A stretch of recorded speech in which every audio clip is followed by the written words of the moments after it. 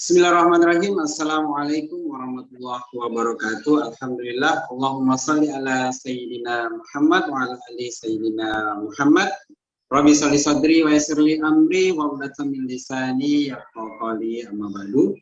Alhamdulillah pemirsa dakwah Sulsel dimanapun Anda berada. Alhamdulillah di sore hari ini seperti biasanya kita jumpa lagi dalam salah satu program andalan dari dakwah Sulsel, channel dakwah Sulsel, yaitu program Syiar. Program yang insya Allah akan mengangkat tema-tema aktual, termasuk juga mengangkat tema-tema kontemporer, dan akan kita lihat bagaimana Islam memandang permasalahan tersebut. Semoga pemirsa yang ada di mana saja yang bisa menonton siaran live dakwah Sulsel ini, maupun nanti yang menonton siaran tundanya, semoga tetap dalam keadaan sehat walafiat, dan selalu Allah berikan keistiqomahan, dan Allah berikan nikmat iman juga nikmat Islam. Dan seperti biasa pemirsa dakwah Sulsel, ya, pemirsa Syiar, insya Allah kurang lebih selama 1 jam ke depan, saya host Anda Adi Wijaya akan menemani Anda, dan kita sore hari ini akan membahas satu tema yang sangat aktual yang sekarang ramai diperbincangkan di dunia maya, tentang, kalau tema besarnya ya, tentang Nabi Muhammad, tentang Nabi SAW dinista, umat Islam tidak boleh diam. Kalau dari judulnya ini sepertinya pemirsa dakwah Sulsel sudah bisa tahu bahwa judul yang kita angkat pada kesempatan sore hari ini dipicu oleh satu isu viral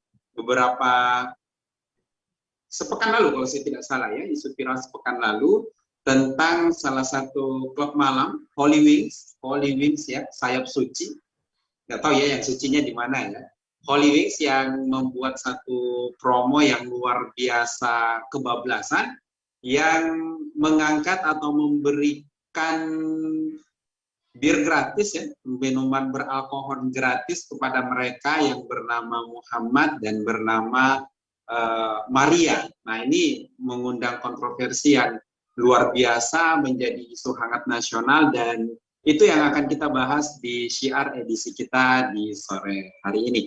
Dan tidak lupa saya mengingatkan kepada seluruh pemirsa Syiar yang ingin berinteraksi dengan kami dalam bentuk komentar, dalam bentuk tanggapan, atau ingin menyapa pemirsa Syiar di tempat lain supaya kami juga bisa tahu sampai di mana saja siaran Syiar ini bisa dipantau, silahkan pemirsa bisa mengetikkan komentar Anda ataupun pertanyaan Anda di kolom komentar yang tersedia di channel YouTube. Insya Allah nanti akan kita bahas bersama dengan Ustadz yang sudah hadir membersamai saya. Nah, sore hari ini kita akan bersama dengan Ustadz Mustadin yang sudah siap dari tadi, pemirsa ya. Dan saya terhubung secara virtual dengan beliau. Kita sapa dulu Ustadz kita. Assalamualaikum warahmatullahi wabarakatuh. Ustadz Mustadin. Waalaikumsalam warahmatullahi wabarakatuh. Bagaimana kabar Ustadz? Alhamdulillah sehat. Badan sehat, tapi perasaan lagi sedih karena agama Islam senantiasa dihina, Nabi kita sendiri kemudian diperlakukan seperti itu. Ya tentu saja sebagai seorang Muslim ya panas juga sih. Jadi kondisi baik tapi ada rasa panas dalam hati Ustaz ya. Baik. Ya, pemirsa, semoga apa yang dirasakan oleh Ustadz, dirasakan oleh kita, ya, ini kita semua menjadi satu perasaan yang sama, bahwa hari ini kita ada dalam satu kemarahan besar ketika Nabi kita dihina kembali. Kenapa kata kembali, pemirsa? Karena ini bukan kali pertama, tapi ini entah berapa kali sudah Nabi kita dihina dengan berbagai macam versinya. Baik, Ustadz Ustadin, untuk mengawali diskusi kita di program Syiar sore hari ini, tema kita ini diangkat dari satu isu yang baru-baru ini fenomenal Ustaz ya, baru-baru ini menjadi isu nasional. Apa yang dilakukan oleh klub malam Holy Wings ini tentang membuat promo untuk yang nama Muhammad dan yang nama Maria akan digratiskan. Komentar Ustaz seperti apa? Silakan Ustaz. Bismillahirrahmanirrahim. Assalamualaikum warahmatullahi wabarakatuh. Kita ketahui bahwasanya hanya orang munafik. Jadi kalau kafir itu kan ada yang kafir terang-terangan, ada yang kafir tidak terang-terangan ya. Jadi kalau yang kafir terang-terangan itu lisan dan hatinya memang kafir. Kemudian ada juga kafir, lisannya saja beriman, tapi hatinya ingkar atau kafir. Ini semuanya malah lebih berbahaya. Karena dikira teman, malah kadang-kadang menusuk dari belakang atau menggunting dalam lipatan istilahnya. Nah, kita meyakini bahwasanya hanya orang-orang kafir dan orang munafik yang akan berani menghina Rasulullah Shallallahu Alaihi Wasallam. Jadi tidak mungkin seorang mukmin yang baik-baik itu kemudian akan lancang untuk menghina nabinya sendiri. Itu sesuatu yang tidak mungkin terjadi. Nah, sudah banyak yang menanggapi terkait dengan peristiwa Holy Wings ya, yang ada di Jakarta, di mana mereka promo dengan menggunakan nama yang sensitif sebenarnya. Karena kalau nama Muhammad itu disebut begitu saja, maka pemahaman orang itu akan tertuju kepada Rasulullah Shallallahu Alaihi Wasallam. Nah, itu sesuatu yang dimaklumi bahwasanya kalau disebut nama Muhammad saja, maka seorang mukmin itu akan langsung paham bahwasanya yang dimaksud adalah Nabi Muhammad Shallallahu Alaihi Wasallam, bukan Muhammad yang lain. Kecuali kalau mereka menyebut Muhammad Ali, itu lain. Muhammad Ali kita langsung paham bahwasanya dimaksud adalah seorang boxer ya, seorang petinju. Nah, dari kejadian ini juga itu kemudian saya paham ternyata di negara kita ini boleh menjual miras, yang penting tidak menghina agama. Nah, ini ilmu baru ya. Yang saya tahu dari kejadian ini, boleh menjual miras yang penting tidak menghina agama. Jadi kalau tidak menghina agama berarti boleh menjual miras. Nah, ini tentu saja bertentangan dengan Islam. Dalam pandangan Islam yang namanya miras itu tidak boleh diperjualbelikan, tidak boleh diproduksi, apalagi dikonsumsi dalam masyarakat yang menerapkan syariat Islam. Nah, dengan kejadian ini juga kita semakin prihatin. Jadi kejadian menghina agama Islam ini bukan hanya di Indonesia yang sering terjadi, di luar negeri juga kan sering terjadi. Apakah itu di Denmark, di Inggris, kemudian baru-baru ada di India. Nah, di India ini lebih seru karena sudah panas di sana ya. itu juru bicara salah satu partai berkuasa yang ada di India, itu Nupur Sarma, itu kemudian melecehkan Rasulullah Shallallahu Alaihi Wasallam. Nah kemarin tanggal 1, sebagaimana yang kita dengar, itu ada pendukung dari Nupur Sarma ini dipenggal batang lehernya. Nah ini semakin membuat India ini semakin panas. Karena tanggal 1 Juli kemarin, seorang penjahit, kalau tidak salah, yang secara online mendukung Nupur Sarma terhadap hinaan Rasulullah SAW, nah, itu dipenggal batang lehernya. Ya tentu saja ini yang memenggal mungkin Muslim, ya. Pasti atau bisa dipastikan seorang Muslim.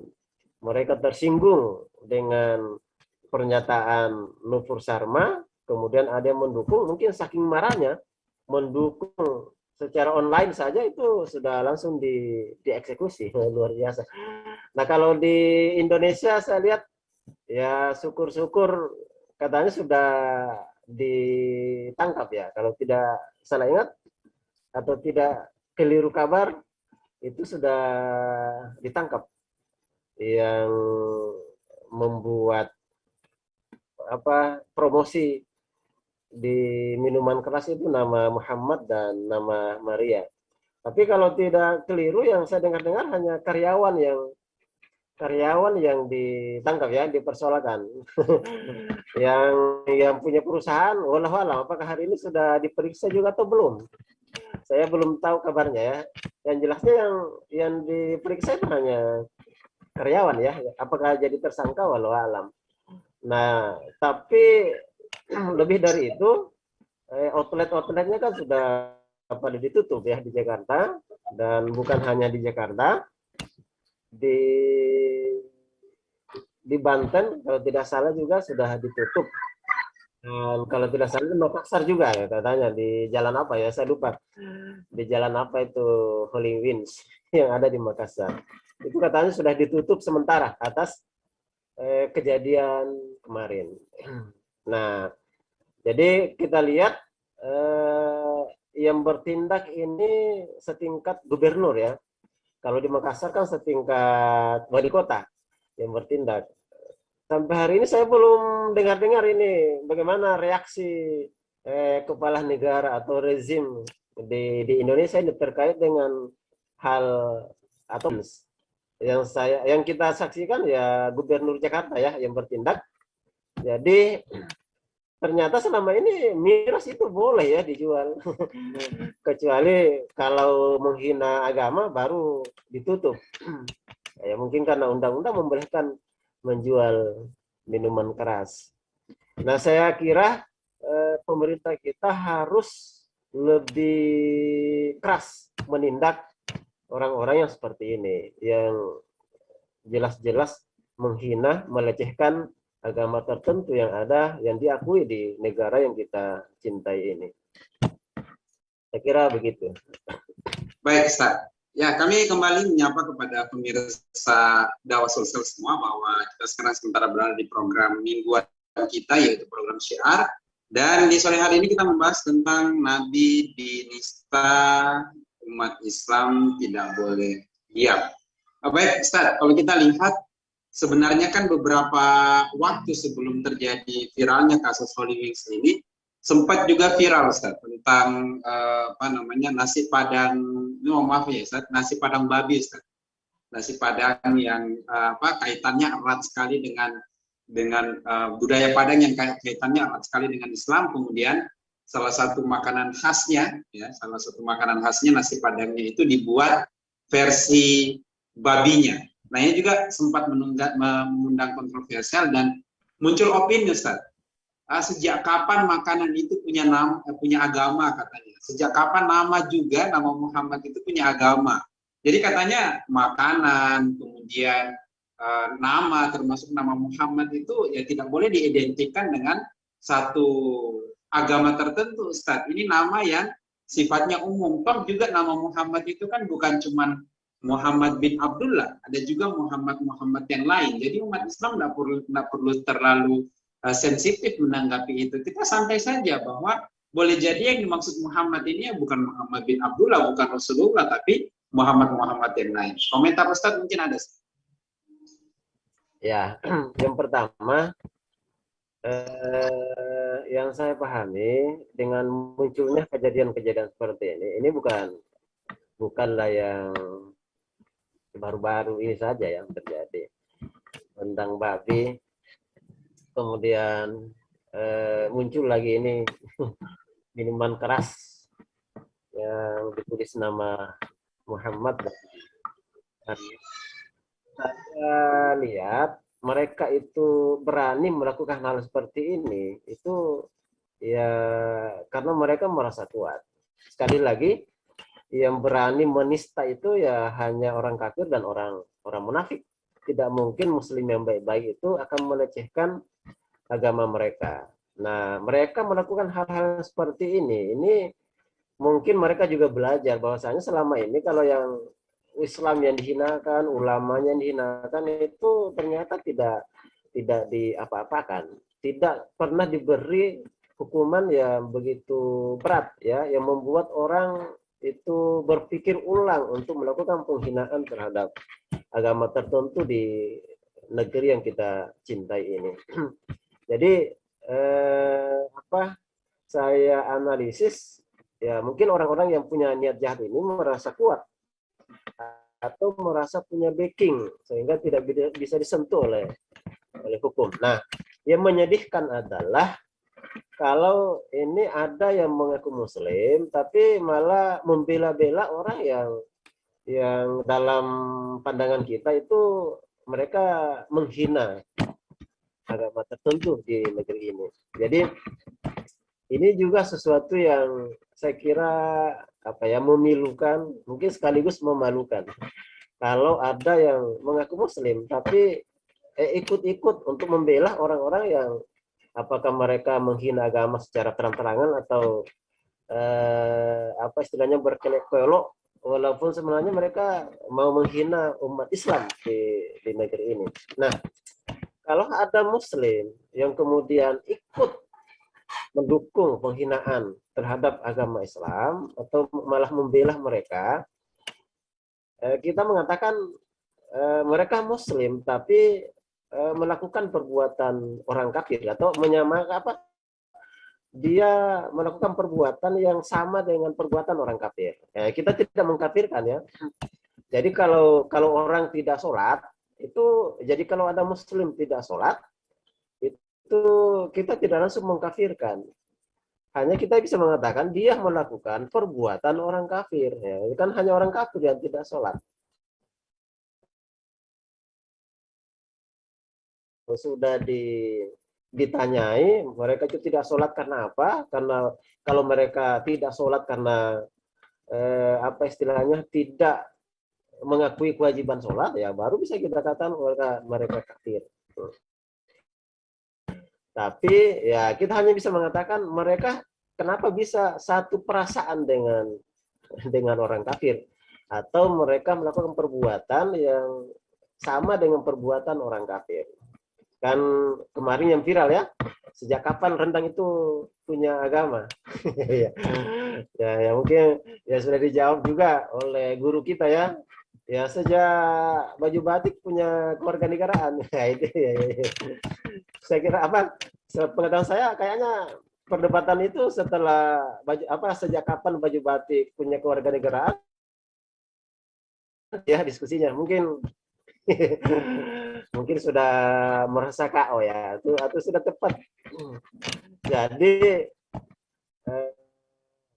yang saya lihat ini memang kita terbelah ya. Kita sudah kubu-kubu yang terbelah dan sampai hari ini kita lihat belahan A dengan B ini saling serang, kemudian saling menghina, saling mencaci maki, dan ini tidak dihentikan atau kita lihat malah itu dipelihara. Jadi terjadi pembelahan. Ini apakah memang ada taktik adu domba di antara sesama anak bangsa? Nah, ini yang perlu kita khawatirkan. Jangan sampai memang ada yang bermain di balik dinding ya, yang memang melihat negara kita hancur. Jadi pembelahan, kemudian adu domba, nanti mudah-mudahan tidak meledak lah di antara dua kubu. Karena ini tidak diakurkan ya, yang punya wewenang di negara kita. Saya kira begitu ya. Oke, baik Ustaz. Tadi Ustaz Mustadin ada satu pernyataan yang cukup menarik.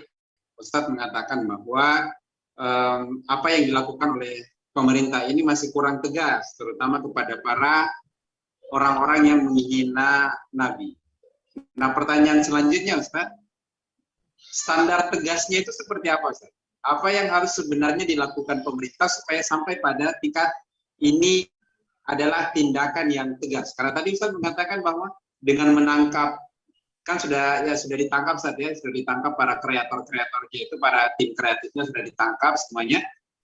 Ternyata masih kurang tegas. Seperti apa sebenarnya Ustaz standar tegasnya sebuah pemerintah atau satu kekuatan pemerintah terhadap para penghina Nabi?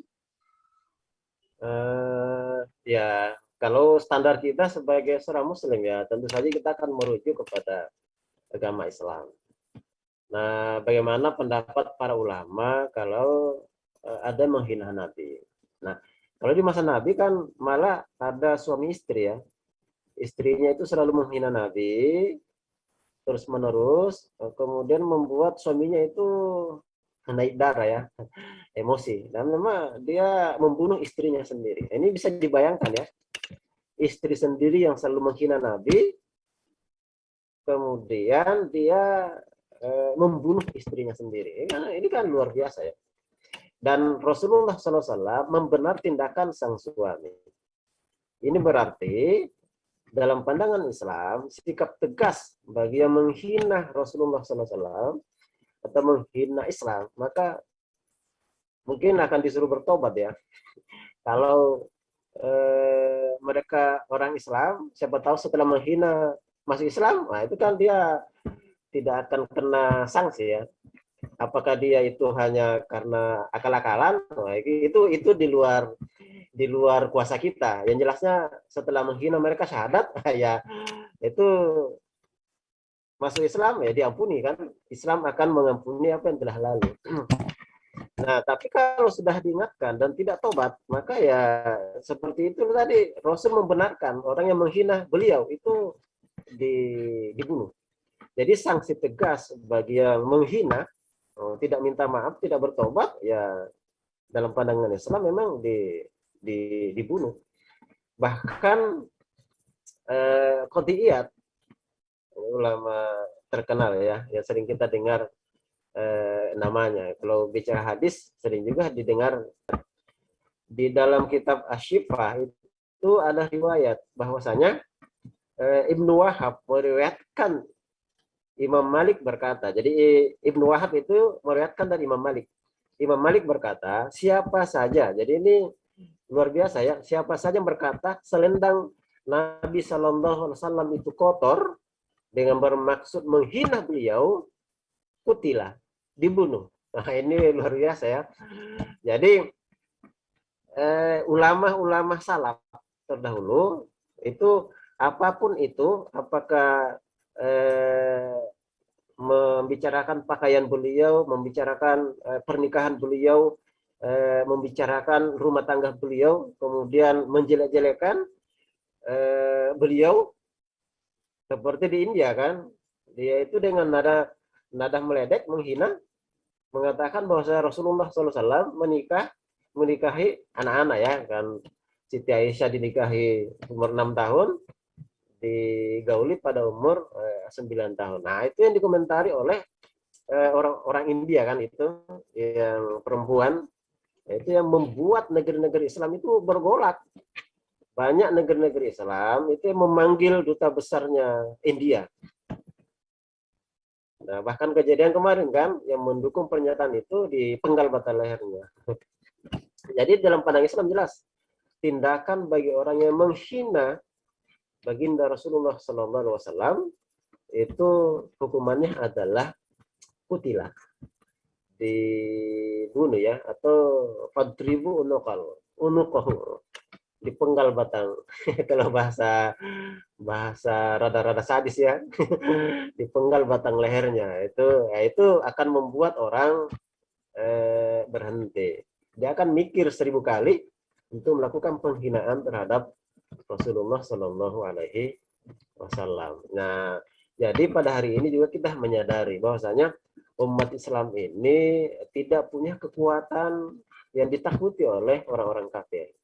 Sehingga hampir setiap hari orang-orang kafir itu menghina Islam, menghina Nabi, membuat film ya menghina Islam. Itu bisa dikatakan tiap hari ya orang-orang kafir itu menghina orang-orang Islam. Jadi kalau Nabi kita saja dihina, apalagi umatnya lebih dihinakan lagi. Para ulamanya dicaci maki, dituduh yang bukan-bukan, luar biasa. Ini menandakan bahwasanya memang umat Islam pada hari ini sampai pada fase apa yang diramalkan oleh Rasulullah SAW, ada saatnya nanti umat Islam itu akan diserang dari segala penjuru.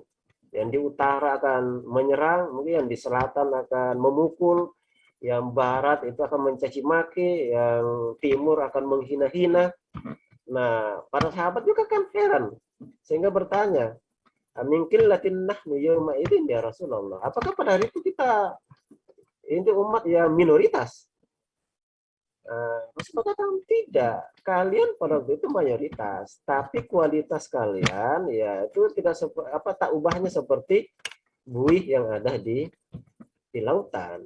Jadi kekuatan umat Islam ini tidak bisa terkoordinir secara tepat yang kemudian melahirkan sebuah kekuatan superpower yang luar biasa, karena yang akan menghimpun umat Islam dalam satu payung tidak ada.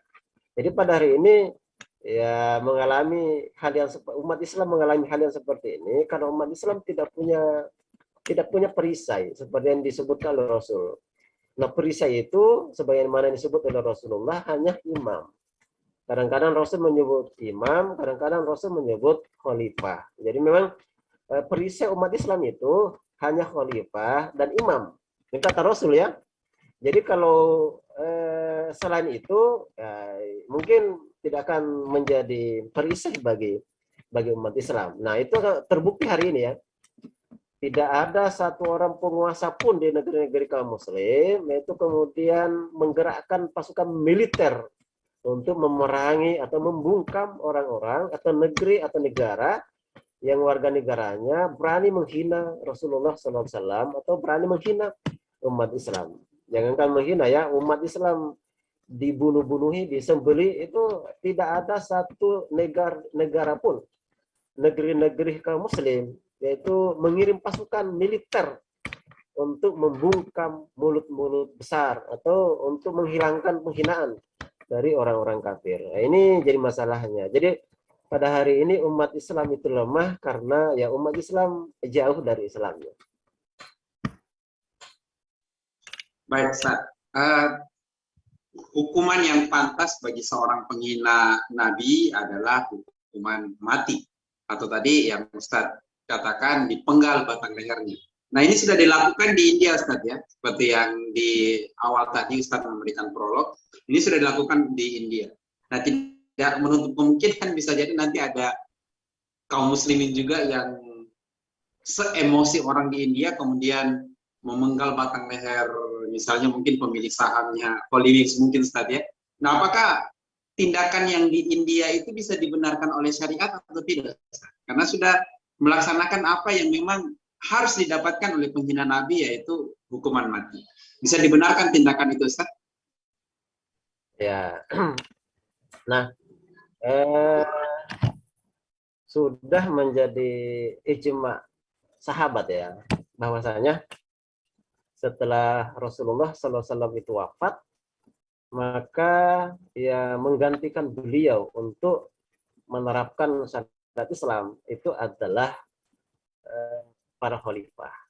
Jadi memang setelah Rasul wafat, beliau kan diganti. Makanya pengganti beliau itu namanya khalifah. Diganti dalam hal apa?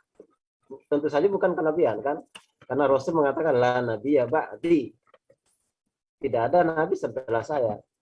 Jadi dari kata-kata khalifah ini kita bisa memahami, walaupun kita ini bukan orang alim ya, bukan ulama yang paham bahasa Arab segala macam, tapi dari kata-kata khalifah kita bisa jadi paham bahwasanya khalifah itulah pengganti Rasulullah SAW di bidang kekuasaan. Jadi mereka lah yang punya wewenang untuk menerapkan syariat Islam. Jadi kalau individu-individu yang bergerak, wallahu alam, itu yang saya pahami ya, itu tidak legal. Itu yang saya pahami. Karena sebenarnya yang berhak untuk menyampaikan keputusan hukum yang diwakili oleh para hakim atau qadhi itu adalah khalifah. Ini kan orang juga kan tidak langsung dipenggal batal lehernya orang, tapi harus diproses lewat pengadilan. Nah, yaitu mengucapkan hal seperti itu dalam keadaan sadar atau dalam keadaan mabuk, ya kan? Dan saksinya siapa? Itu kan harus proses pengadilan. Nah, saya khawatir kalau bertindak individu-individu, ya kalau dia menggal orang, ya saya khawatirkan di India juga kembali dipenggal dia itu. Atau malah ditangkap oleh aparat yang ada di India. Jadi yang saya pahami ada hal-hal yang itu tidak sah kecuali yang diberi mandat oleh Rasulullah SAW, yaitu khalifah beliau. Ya, makanya ada khalifatul Rasul. Jadi ada khalifah pengganti Rasulullah SAW untuk menerapkan hudud jinayat takzir di tengah-tengah masyarakat. Jadi ya sama juga dengan di negara kita. Kita ini kan walaupun punya badan bagus, orang takut menghadapi kita kan, tapi kan tidak boleh sweeping sembarang di jalanan ya. Yang punya wewenang itu polisi. Jadi walaupun pakai polisi, kalau bukan polisi itu namanya polisi gadungan. Nah, bagaimana di akhirat wallahu alam. Nanti mungkin para ulama bisa menjelaskan kalau misalnya sudah terlanjur orang dipenggal begitu, kemudian dia dibunuh juga, bagaimana di akhirat, mungkin para ulama bisa menjelaskan lebih jauh. Tapi yang saya tahu berdasarkan ijma sahabat yang berhak untuk menerapkan hudud jinayat itu adalah khalifatu Rasulillah, khalifahnya Rasulullah Shallallahu Alaihi Wasallam. Baik, Ustaz. Ya, ini ada satu interaksi dari pemirsa kita, dan kami juga mengundang kembali kepada pemirsa Dakwah Sulsel dimanapun Anda berada yang ingin memberikan tanggapan, yang ingin memberikan pertanyaan, silahkan ketikkan tanggapan Anda, pertanyaan Anda di kolom komentar yang ada di YouTube. Insya Allah nanti akan kita bahas bersama dengan Ustadz Din. Ini ada satu dari pemirsa kita, dari Ibu Hamidah.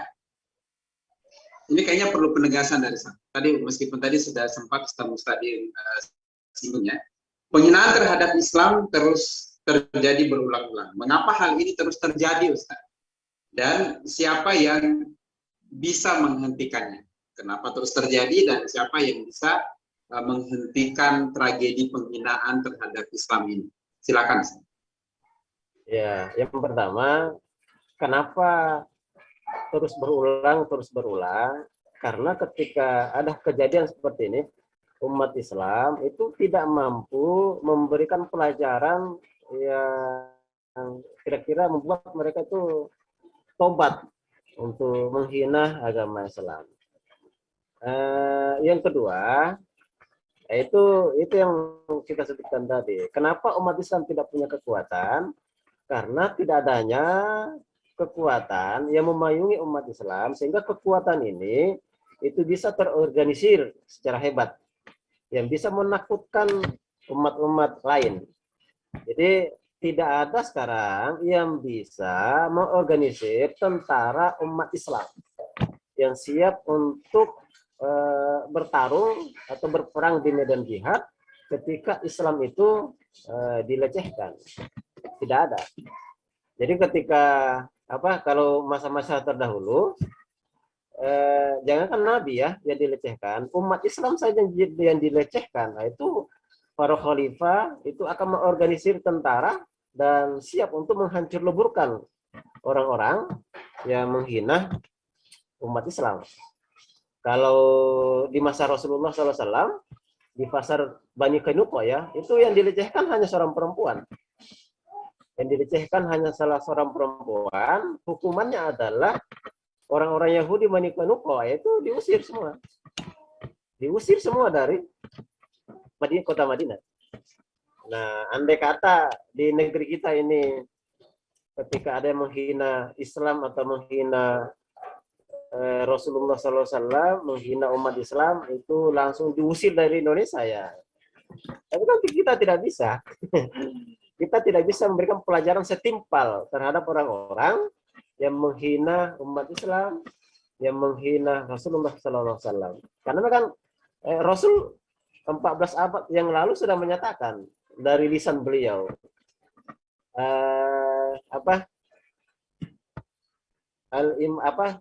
al-imamu junnatun.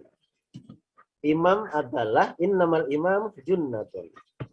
Imam hanyalah imam yang akan menjadi perisai bagi umat Islam. Jadi memang Rasul sudah mengatakan itu. Jadi selama tidak ada imam, tidak ada khalifah, maka tidak akan ada perisai. Dia akan melindungi umat Islam, melindungi agama Islam, melindungi nama kebesaran Nabi Sallallahu Alaihi Wasallam selama tidak ada imam atau khalifah sebagaimana yang keluar dari lisan mulia Rasulullah Sallallahu Alaihi Wasallam. Jadi kenapa berulang terus? Ya karena kita tidak bisa memberikan hukuman kepada mereka dengan hukuman yang setimpal. Yang kira-kira yang mereka takut untuk menghina Islam, apalagi menghina nabinya. Jadi biarkan saja begitu kan. Sehingga berulang. Sejak dari film Fitnah yang ada di Belanda ya. Kemudian koran yang ada di Jilan Jilan Posten yang ada di Denmark. Nah, dari dulu ya. Kalau dulu kita masih bisa demo-demo ya. Untuk memperlihatkan pembelaan kita terhadap Rasulullah Sallallahu Alaihi Wasallam. Walaupun banyak orang mengatakan untuk apa demo-demo itu? Itu kan pasti tidak mempan itu. Ya Kak, ya kita juga yang demo itu tahu bahwasanya ini tidak bakal mempan toh, tapi kan kita sudah bisa memperlihatkan kepada dunia bahwasanya kita itu berada di pihak yang mana. Itu saja kan? Jadi kan banyak yang nyinyir. Untuk apa demo-demo itu? Pasti tidak berubah itu keputusan. Iya, kita juga tahu tidak akan merubah kebijakan. Tapi kita memperlihatkan kepada orang-orang kita berada di pihak yang mana. Pihak yang zolim atau pihak yang dizolimi. Berada di pihak yang mencaci maki atau berada di pihak yang marah karena agama kita dicaci maki oleh orang-orang kafir, orang-orang munafik.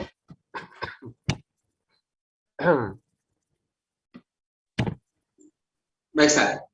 Itu kalau kita lihat dari segi siapa yang bisa menghentikan, berarti kita perlu memang satu kekuatan besar Ustaz ya untuk menghentikan perkara ini. Nah, apakah dengan kekuatan apakah memang harus dengan kekuatan yang sebesar itu Ustaz?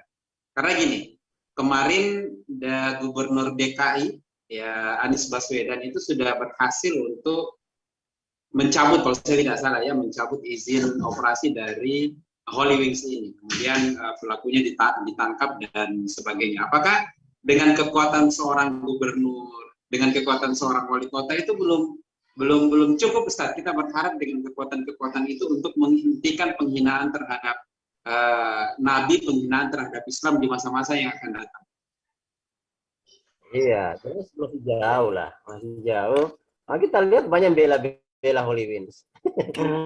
Nah, yang bela malah umat Islam. Itu kasihan. Itu pekerjaannya jadi pengangguran. Ya, itu kan menjadi perdebatan lagi ya di media massa. Jadi memang ini adalah kebijakan-kebijakan yang tentu saja tidak akan memberikan solusi secara paripurna, secara totalitas. Malah menimbulkan masalah baru. Kemana mereka akan cari makan? Harusnya kan kalau solusi totalitas itu pabriknya atau apanya restorannya itu kan diganti saja dengan yang lain, jangan pakai Homer. Itu kalau mau totalitas ya. Jadi gedungnya jangan dihancurkan, tapi hanya diganti saja produksinya. Homer nggak boleh, ganti saja ya Sarak Baka apa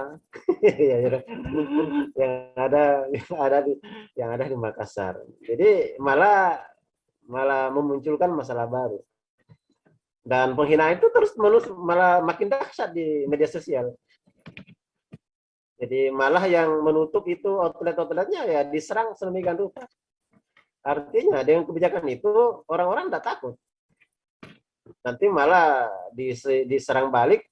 Waduh, saya hanya khawatir ya jangan sampai malah berbalik. Dan dikhawatirkan nanti kalau sudah dihukum yang dituduh memberi nama Muhammad dan Maria itu sudah dihukum, nanti buka lagi itu kan sama saja kan.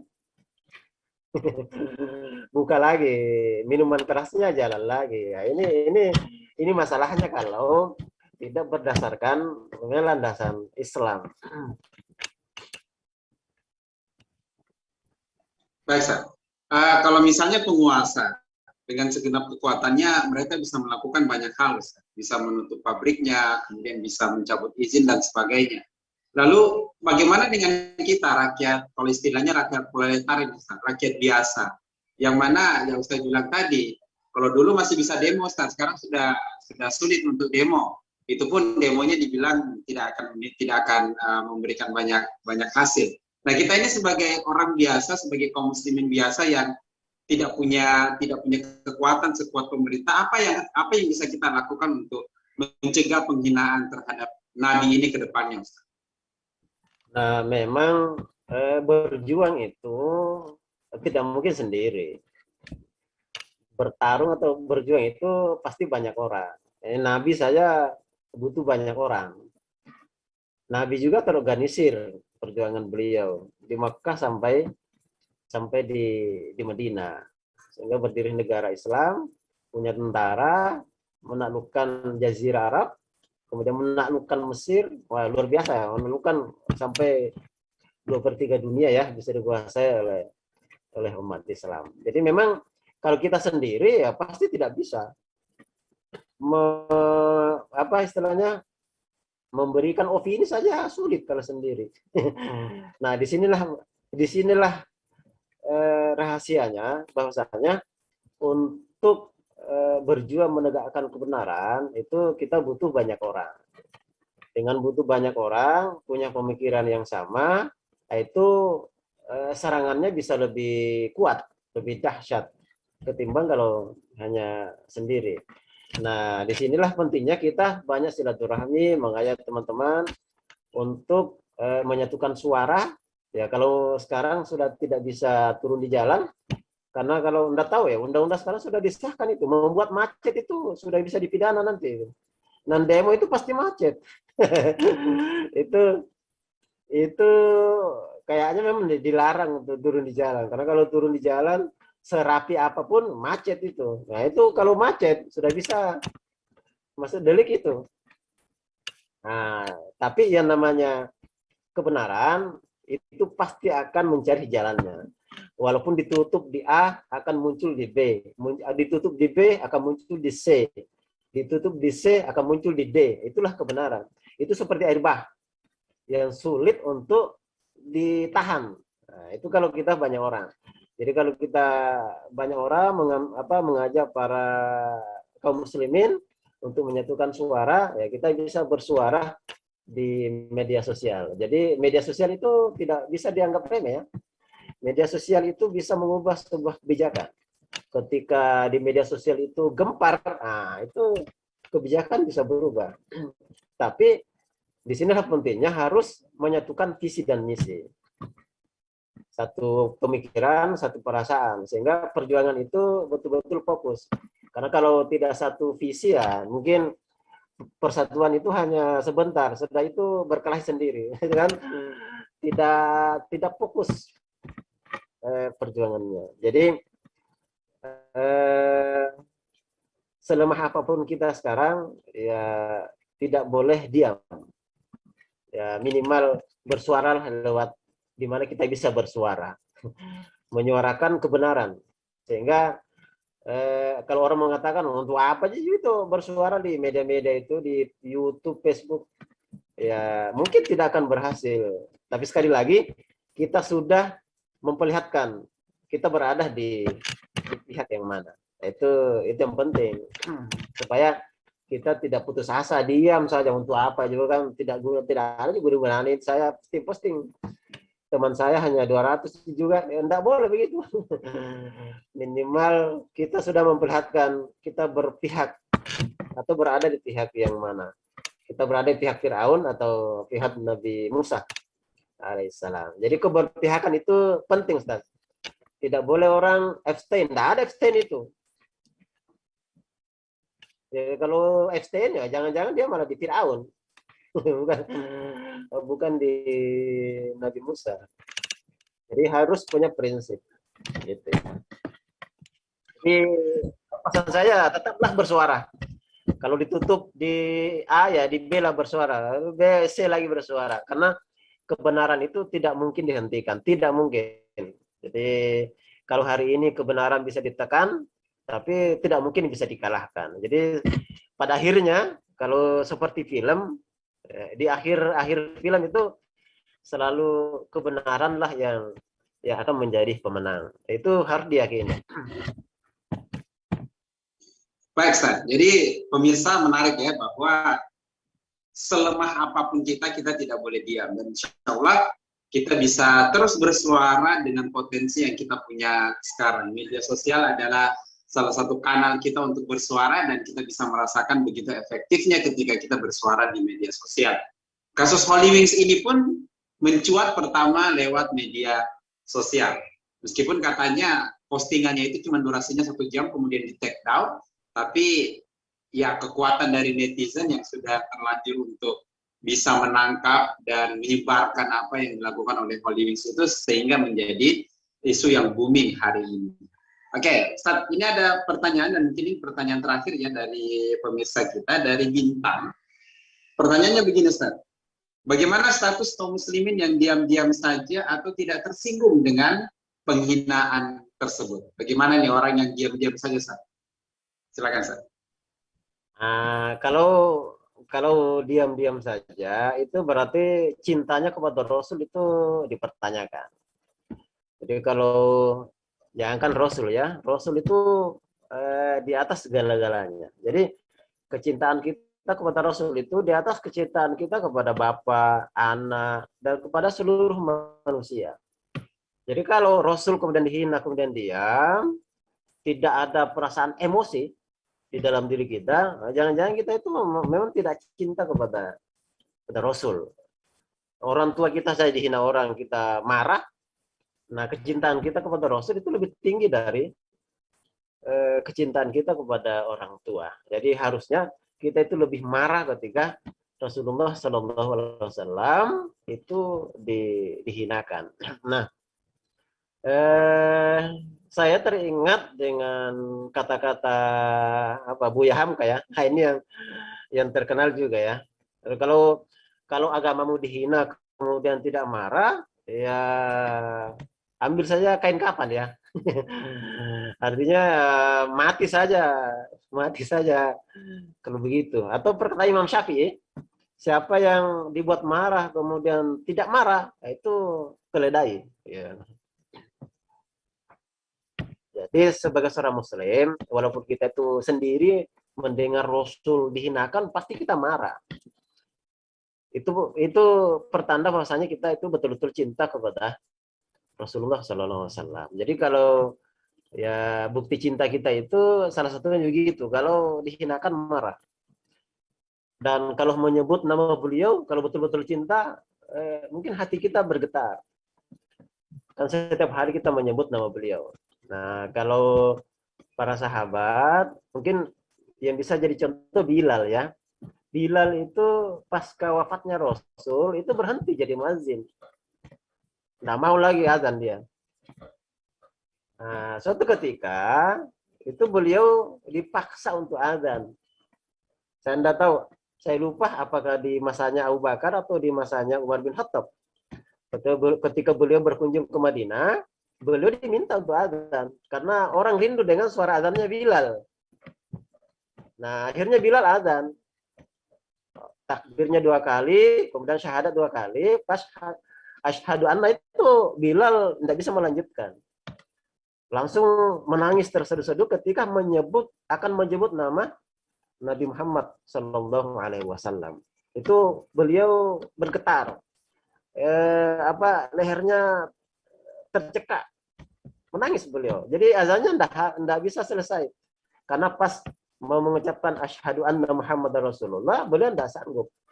Itu mungkin salah satu tanda kecintaan sahabat kepada Rasulullah Shallallahu Alaihi Wasallam. Jadi kalau ada orang Rasul dihina tidak marah, jangan sampai sudah tidak ada cinta di hatinya itu kepada Rasul. Nah, ini mengkhawatirkan. Dan kita berlindung kepada Allah dari sikap yang seperti ini. Jadi walaupun kita ini awam, bukan ulama, tidak terlalu tahu juga hadis Al-Quran, awam betul kita ini, tapi kalau Rasul dihina, itu jantung kita juga langsung naik, tegangan darahnya, kalau ditensi langsung naik 180 kira-kira gitu. Langsung emosi ya. Itu itu fitrah. Untuk Bintang yang tadi bertanya bagaimana status mereka yang diam-diam saja, maka boleh jadi dipertanyakan kecintaannya kepada Rasulullah, orang terbaik, panutan kita, dihina kok kita tidak, ya minimal menunjukkan rasa marah. Maka yang tidak marah, yang memilih diam saja, berarti dipertanyakan kecintaannya kepada Rasul, dipertanyakan keimanannya kepada Rasul tentunya. Baik Ustaz, kita sudah berada di penghujung waktu kita. Ya, kita sebenarnya masih banyak ingin berbagi dengan pemirsa sekalian, tapi waktu juga yang membatasi kita. Tapi ada satu pertanyaan lagi nih Ustaz yang masuk di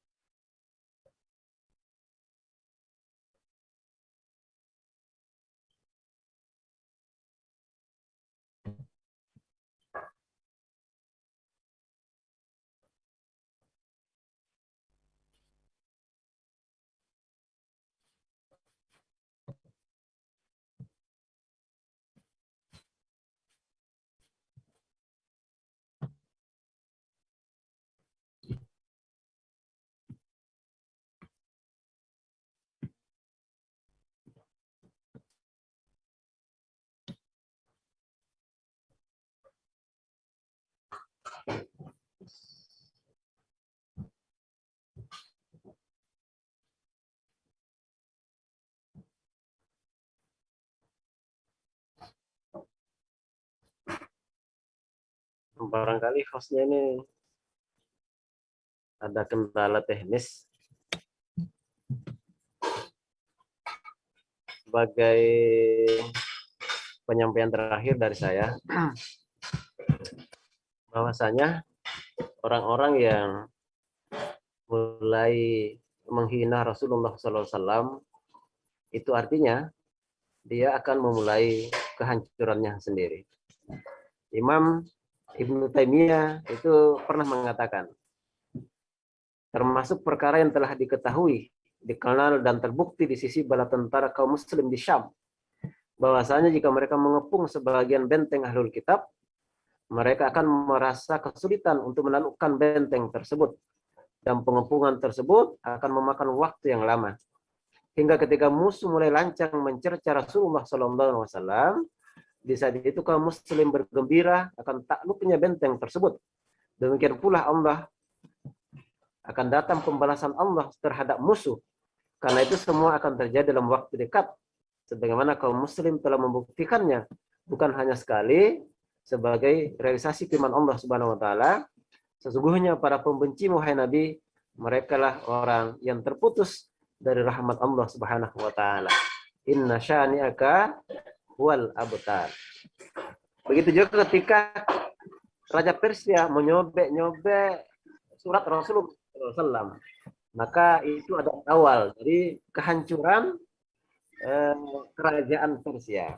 Namun Heraklius, Raja Roma, dan Mukaukis, pembesar Mesir, memuliakan surat beliau, maka kerajaan mereka pun tetap langgeng. Jadi dari sini ada pelajaran yang sangat berharga yang bisa kita ambil. Bahwasanya kalau ada oknum, ada negara, ada organisasi yang itu mulai menghina Rasulullah SAW, maka menurut Imam Ibnu Taimiyah bukan hanya sekali yang terjadi, tapi sering terjadi. Maka mereka sebenarnya sudah memulai kehancuran mereka sendiri. Saya kembalikan ke hostnya, sempat menghilang. Baik, mohon maaf pemirsa, mohon maaf Ustaz, karena tadi ada sedikit kesalahan teknis sehingga saya sempat menghilang dari ruang Zoom. Alhamdulillah bisa kembali. Dan sepertinya tadi sudah closing statement Ustaz ya. Tadi saya mau menawarkan Ustaz closing statement, kemudian ada sedikit kendala teknis sehingga saya menghilang. Mohon maaf pemirsa. Baik pemirsa semua, demikian closing statement dari Ustaz Mustaqim tentang tema kita pada kesempatan sore hari ini. Nabi dihina, umat Islam tidak boleh diam. Jadi judul hari ini sebenarnya juga merupakan kesimpulan dari diskusi kita, yaitu ketika Nabi dihina, maka kita sebagai seorang muslim tidak boleh sedikit pun diam. Dan tidak menutup kemungkinan akan terjadi penghinaan, model-model penghinaan lain yang akan terjadi di hari-hari ke depannya ketika umat Islam ini tidak punya yang Ustaz tadi katakan, tidak memiliki perisai. Tidak memiliki seorang khalifah yang akan membela kehormatan Islam dan kaum muslimin. Maka selama itulah simbol-simbol Islam, salah satunya adalah Muhammad Rasulullah, akan terus dihinakan. Kuncinya, kita tidak boleh diam, ayo kita melawan dengan segenap potensi yang kita punya. Jika kita hanya bisa bersuara, maka mari kita melawan dengan suara kita. Kalau kanal-kanal kebebasan semuanya ditutup, maka insya Allah kita masih punya YouTube, kita masih punya Instagram, dan sebagainya untuk menyerukan kemarahan kita ketika Rasulullah dihinakan. Demikian pemirsa, Dakwah Sulsel edisi Syiar hari ini, semoga bermanfaat untuk kita semua dan bisa memberikan semangat, bisa memberikan kemarahan, karena memang kita harus marah, ya, kita harus menunjukkan kemarahan kita, dan semoga ini menjadi pembuktian kita bahwa kita masih memiliki rasa cinta kepada Rasulullah Muhammad SAW. Demikian saya host Anda, mohon pamit dari hadapan Anda semua, kurang dan lebihnya mohon dimaafkan. Billahi taufiq wal hidayah. Wassalamualaikum warahmatullahi wabarakatuh. Sampai jumpa di siar pekan depan.